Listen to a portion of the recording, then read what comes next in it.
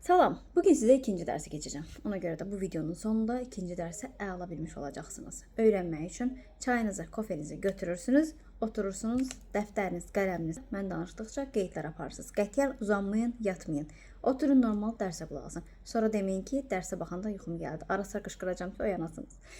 Deməli, bugün sizə ikinci dərsi keçəcəm. Buna aiddir kateqoriyalar, hüquq və vəzifələr və digər hissələri, onu da deyəcəm nədir.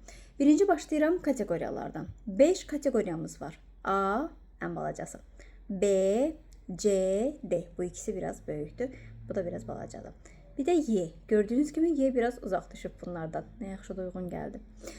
Deməli, bunlar nə deməkdir? Nə üçündür? A, motosikletin kateqoriyasıdır. B, mini avtomobilinin. C, yük avtomobilinin. D, avtobusun. Y, qoşqunun kateqoriyasıdır. Bunu tək almırıq, çünki bu ayrıca qoşqu deməkdir. Ayrıca qoşqu deyəndə nə nəzərdə tutulur? Biri var yedək, biri var qoşqu. Yedəklə qoşqunu səhv salmayın. Yedək bilirsiniz nədir? Bir avtomobili başqa bir avtomobili çəkib aparır. Bir də var qoşqu. Qoşqu sadəcə üstündə, nə bilim, ot tayası, hər hansısa yük falan elə bir şeylər aparırlar. Bax, bu qoşqudur. Amma yedək bir avtomobili çəkib aparır. Yolda qalıb, xarab olub, gedə bilmir, onu çəkib aparır. Bax, bu yedəkdir. Deməli, bu qoşqunun kateqoriyasıdır. Aydın oldu. Deməli, neçə kateqoriyamız var? 5 kateqoriyamız var. A, B, C, D, Y. İndi bunlar haqqında tək-tək danışacağım. Sadəcə burada bilməyinizi istəyirəm ki, bu qoşqunun kateqoriyası tək alınmır. Bunu almaq üçün bu 3 qardaşdan birini almaq lazımdır. Yəni B-nin Y-si, C-nin Y-si, D-nin Y-si olur. A, yəni motosiklet, 2 təkərlilər qoşqu aparmırlar. Deməli, bunların hər birinin alt kateqoriyası var. A, A1, B, B1, C, C1, D, D1. Bunun alt kateqoriyası yoxdur. Aydın oldu bura qədər. Deməli, A kateqoriyasına daxildir motosikletlər. Bir də var A1. A1 bunun tərkibindədir, bunun içindədir. Yəni A1 ilə nəyi idarə eləyiriksə, A ilə onu idarə etmək olar. Aydındır? Yəni, məsələn, A1 ilə idarə eləyirik balaca motosikletləri. Həmçinin motosikletə bərabər tutulanlar nədir? Trisiklər və yüngül kvadrisiklər.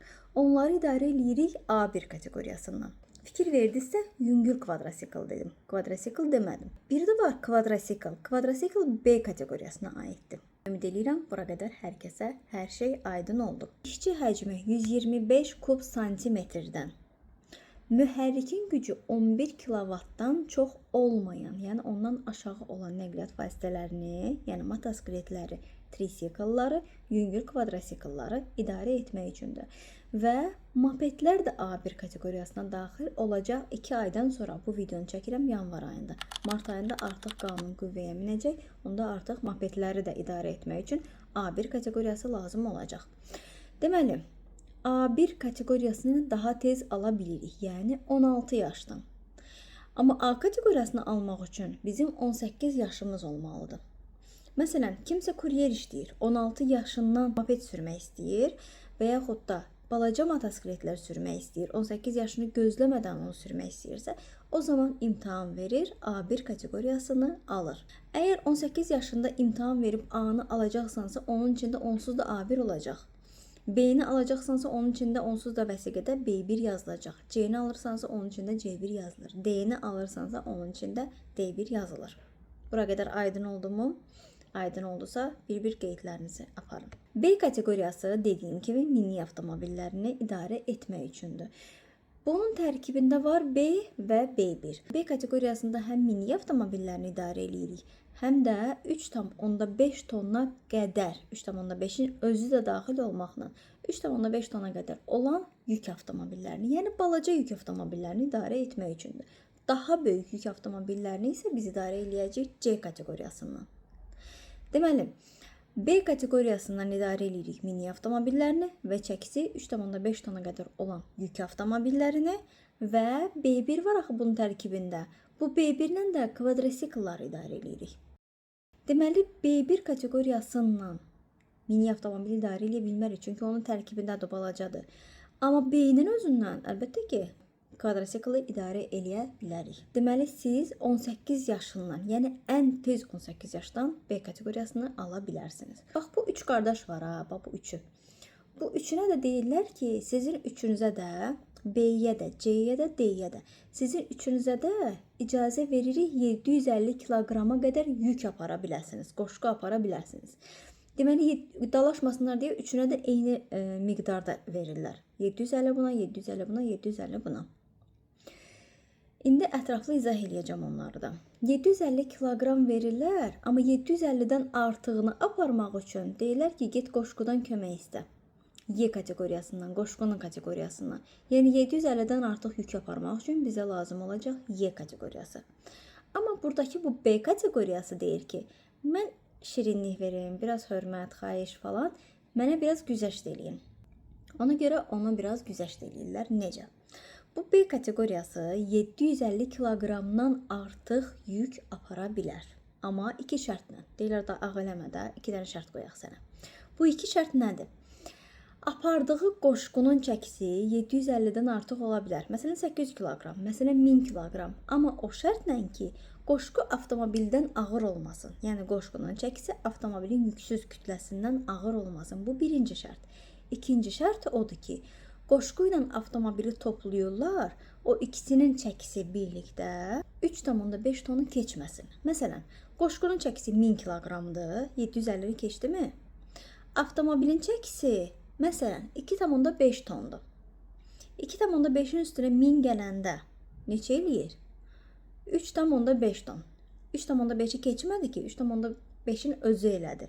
Deməli, onun Y kateqoriyasına ehtiyacı yoxdur. Sadəcə B ilə gedə bilər. 750-dən ağır yük apara bilər. Deməli, B kateqoriyası 750 kiloqramdan artıq yük aparan kimi dərhal qoşqu ilə avtomobili toplayırıq. Bax, 751 belə olsa, 750-ni keçdimi dərhal toplayırıq ki, birinci şərt ödəndimi tez baxaq. Əgər 3,5-i keçmədisə, deməli, rahat B ilə idarə eləyir. Yox, keçdisə, deməli, bizə lazım olacaq Y kateqoriyası. Tutaq ki, avtomobilin çəkisi, dedik ki, burada 3,5-ə qədər olur, düzdür? Tutaq ki, avtomobilin çəkisi 3,5 tondur.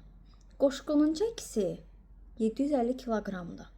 İndi gəlin toplayaq. 750-ni 3,5-in üstünə gələndə bu gəlir 4250 eləyir, düzdür? Deyəcəksiniz, bəs nə oldu? 3,5-i keçdi. O zaman yenə də Y lazım deyil. Niyə? Çünki axı bunun normasıdır.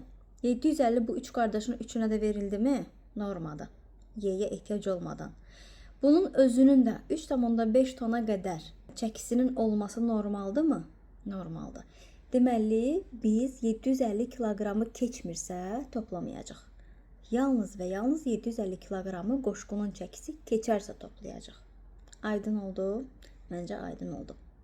Aydın olmazsa videoya bir də baxın ya da istəyirsiniz bir də təkrar edeyim. Deməli, ümumiləşdirirəm. B kateqoriyasını idarə eləyirik 18 yaşdan. 18 yaşdan alırıq. Mini avtomobili və çəkisi 3,5 tona qədər olan yük avtomobillərini idarə etmək üçündür. B1 kateqoriyası kvadrosiklları idarə etmək üçündür. 750 kiloqrama qədər yük apara bilər normadır. 750 kiloqramdan artıq yük olarsa, dərhal toplayırıq ki, qoşqu ilə avtomobilin çəkisi birlikdə neçə olur? Əgər 3,5 tonu keçmirsə, o zaman B kateqoriyasında qala bilir və ikinci şərtə baxaraq görək. Avtomobilin çəkisi, özünün yüksüz çəkisi qoşqudan ağırdır? Qoşqu böyük deyil ki, özündən ağır olan yükü necə aparsın? Məsələn, qoşqu gələr 2 ton olar, avtomobil 1,5 olar. Ağır oldu mu? Deməli, gedə bilməz B kateqoriyasından. Yəni, özündən ağır olmamalıdır. Ona görə də baxırıq görək iki şərtin ikisi də ödəndimi? Ödəndisə, heç bir problem yoxdur və o B kateqoriyasından idarə olunacaq. B-də, C-də 8 nəfər sərnişin apara bilər. Bir nəfər də sürücü. Deməli, cəmi neçə adam oldu? 9 adam. 8 sərnişin, bir sürücü. Cəmi oldu 9 nəfər. Əgər neçə nəfərdirsə 9 cavabını seçəcəksiniz. Əgər desə neçə sərnişin, o zaman 8 rəqəmini seçəcəksiniz. Burada yük avtomobili var dedik.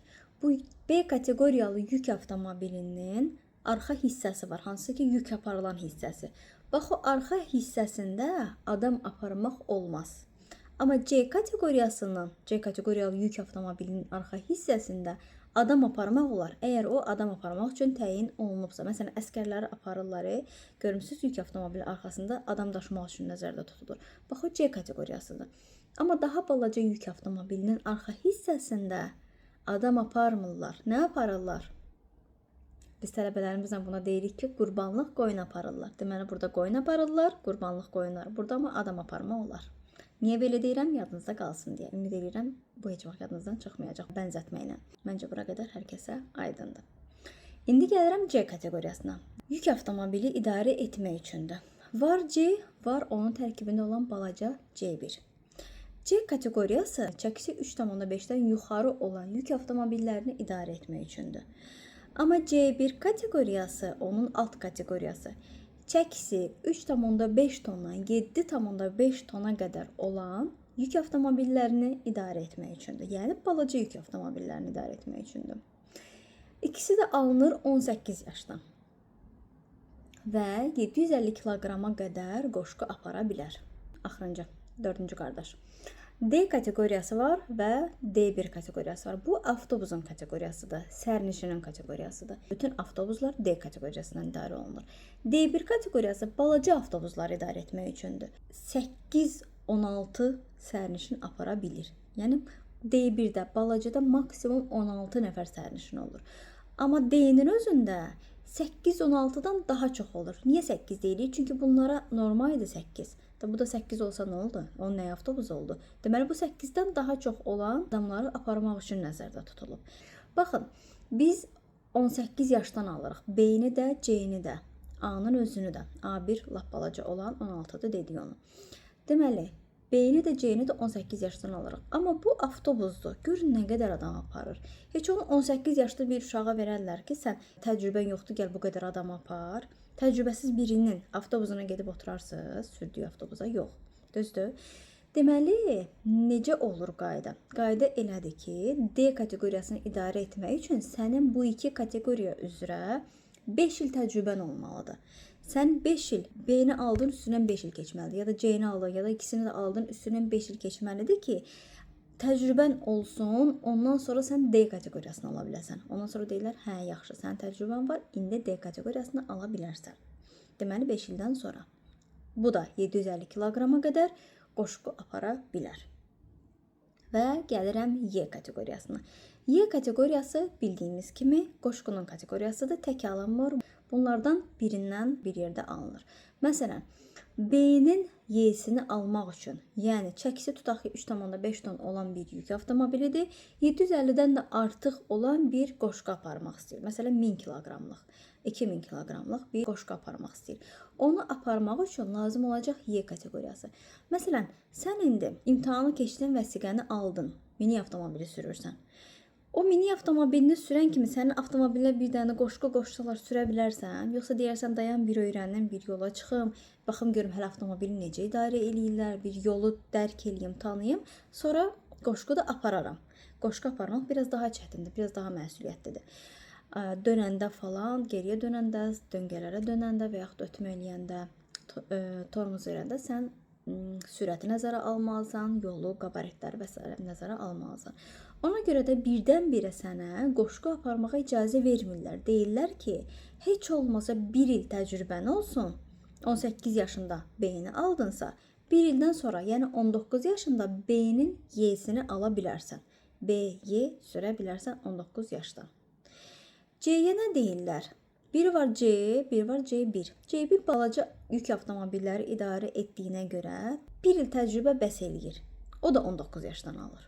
Amma C-nin özü biraz böyük yük avtomobili olduğuna görə o daha ağır qoşquları aparmaq üçün, daha çəkisi çox olan qoşquları aparmaq üçün ona 3 il təcrübə lazımdır. Yəni 18 yaşdan C-ni aldısa 21 yaşdan da qoşqusunu alacaq. Gələk D kateqoriyasına. D kateqoriyası və D1 kateqoriyası. D-nin özünü biz 5 ildən sonra alırıq. Yəni 18 yaşda bunları aldıq, üstünə 5 gəldik, 23 yaş elədi. Deməli, biz D kateqoriyasını ən tez 23 yaşdan alırıq. Var D, var D1. D1 balaca olduğuna görə, balaca avtobus olduğuna görə onun Y-sini 2 il təcrübə ilə verirlər, yəni 25 yaşdan. qeyd edir. Amma D-nin özünü 3 il təcrübə ilə, yəni 26 yaşdan. Aydındır? Yatmırsınız ki? Sizin olsun ha. Yatıbsızsa uyanın. Əgər biz C kateqoriyalı yük avtomobili sürürüksə və burada tutaq ki, əskərləri aparmaq istəyirik və yaxud da adam daşımaq istəyirik. Dedik axı 8 nəfər normasıdır, düzdür? Daha çox adam aparmaq üçün nə edirik? Müraciət edirik D-nin kateqoriyasına, sərnişinin kateqoriyasına. Yəni C-nin yanında bir də gedib D alırıq. 5 ildən sonra C var, bir də D alırıq. Olur həm D kateqoriyamız, həm C kateqoriyamız. O zaman biz 8-dən daha çox sərnişin apara bilərik. Hər iki kateqoriyamız varsa. Hərbi qulluqçular. Hərbi qulluqçuların müddəti az olur da, müəyyən müddətdə hərbidə olurlar. Ona görə onlara güzəşt eləyirlər. Bu vəsiqələri hansılar ki, biz daha gec alırıq, onlara güzəşt edirlər, onlar daha tez alsınlar. Məsələn, biz D kateqoriyasını alırıq 5 ildən sonra, düzdür? Ona görə hərbi qulluqçulara güzəşt eləyirlər, deyirlər ki, sən 5 il gözləmə də, sən o qədər vaxtın yoxdur. Sən sadəcə 1 il təcrübən varsa, D-ni sürə bilərsən. Məsələn, C-nin Y-sini 3 ildən sonra alırıq, düzdürmü? Ona görə də deyirlər ki, sən C-nin Y-sini 1 il təcrübə ilə ala bilərsən. C-nin özünü aldın, 1 ildən sonra Y-sini ala bilərsən. 3 il gözləməyə ehtiyac yoxdur. D-nin D1-in Y-sini daha gec alırsansa, o zaman hərbi qulluqçusansa, daha tez ala bilərsən. Yəni 1 il təcrübə ilə ala bilərsən. Hansı kateqoriyalara ki, biz 18 yaşdan alırıq? B-ni, C-ni, hərbi qulluqçular da 18 yaşdan alır. Mən sizə çaşdırmaq üçün sual verəcəm. Deyəcəm ki, B kateqoriyasında hərbi qulluqçular neçə yaşdan alır? Çox tələbə burada çaşıb deyir ki, 19. 19 deyil, 18-dir. Onlar biz nəinki gec alırıq, həmin kateqoriyaları daha tez alsınlar deyə 1 il vaxt qoyurlar onlara. Deməli, C1Y və D1Y kateqoriyası bir-birinə oxşardır. Baxın, mən digər videomda demişdim ki, C-nin oğlu C1'dir, D-nin oğlu D1'dir, düzdür? Ona görə də yenə də bu prinsipdən gedəcəm. Baxın, C1Y, D1Y, bu ikisi bir-birinə oxşardır. Y-ni də alır ki, qoşqu aparsın. Oxşarlıqları nədir? Yük apara bilirlər. 750-dən artıq qoşqu apara bilirlər. Amma onlar Y kateqoriyası alanda onların çəkisi artıq artır. Gəlir 12.000 olur. 12.000 kiloqram, yəni 12 ton. 12 tondan artıq ola bilməz. Bunlar C1Y ilə D1Y özlərindən ağır yük apara bilməzlər. Baxın, sizin uşağınız var. Kim ki uşağı var, nəzərə alsın, yəni təsəvvür eləsin.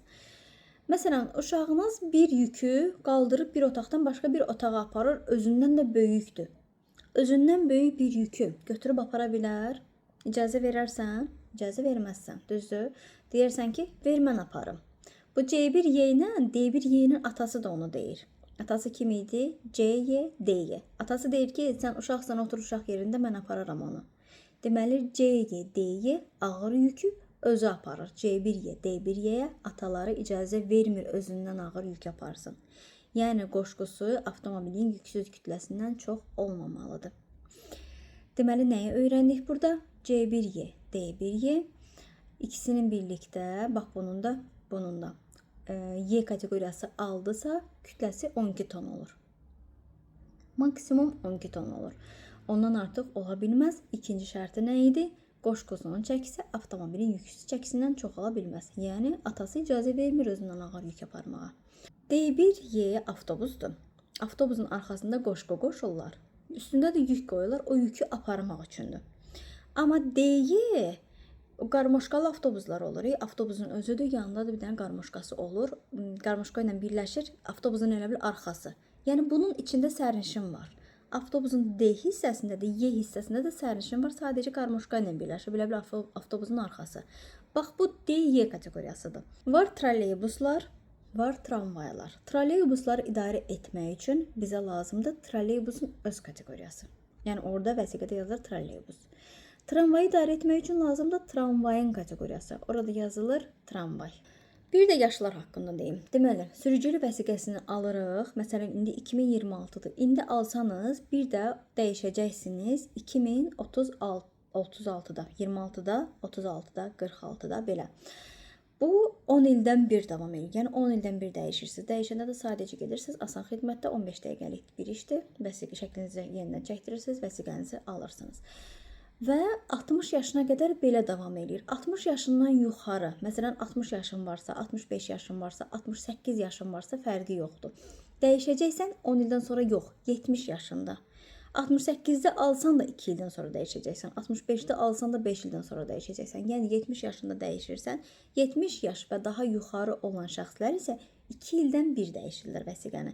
Gedirlər sağlamlıq arayışı təqdim edirlər, 2 ildən bir yeniləyirlər. Və hər hansısa bir xəstəliyi olan şəxslər, hansı ki onlara müəyyən güzəştlərlə verilir, onlara sürücülük vəsiqəsi 2 il müddətinə verilir. 2 ildən bir dəyişirlər. Yenidən sağlamlıq arayışını təqdim edirlər. 2 ildən bir dəyişirlər vəsiqələrini. Bu da belə olur. Bir də onu deyim ki, asma mühərrikli velosipedlər, kiçik elektrik nəqliyyat vasitələri, bir də arabalar. Onları idarə eləyirik 14 yaşdan. Deyəcəksiniz ki, 3 yaşından velosiped idarə eləyirəm, tələbənin biri elə demişdi dərsdə. 3 yaşında həyətində, evinin içində idarə eləyirsən, düzdürmü? Səni heç kim yolun ortasına buraxmır ki, get şəhərdə velosiped sür. Deməli, velosipedi idarə eləyirik normal olaraq 14 yaşdan. Asma mühərrikli velosipedi, mopedi idarə eləyirik 16 yaşdan. Yəni, mən sizə desəm ki, həmçinin 16 yaşdan bilirsiniz ki, A1 kateqoriyasını idarə eləyirik. Mən sizə desəm ki, ən tez sürücülük vəsiqəsini neçə yaşdan alırıq? O zaman deyəcəksiniz 16 yaşdan. İndi gəlin sizlə birlikdə bəzi testlərin izahlarına baxaq ki, bu hissələri möhkəmləndirmiş olaq. Ən tez sürücülük vəsiqəsini neçə yaşdan almaq olar? Dedik ki, ən tez sürücülük vəsiqəsi almaq üçün bizə A1 kateqoriyası lazımdır. Bunu da alırıq neçə yaşdan? Əlbəttə ki, 16 yaşdan. Deməli, cavab olacaq C. C1Y kateqoriyası ilə avtomobilin yüksüz kütləsindən çox olan qoşqu apara bilərmi? C1Y nə demişdik? Atası icazə verir aparmağa özündən ağır qoşqunu. Əlbəttə ki, icazə vermir. Ona görə də doğru cavab olacaq D variantı.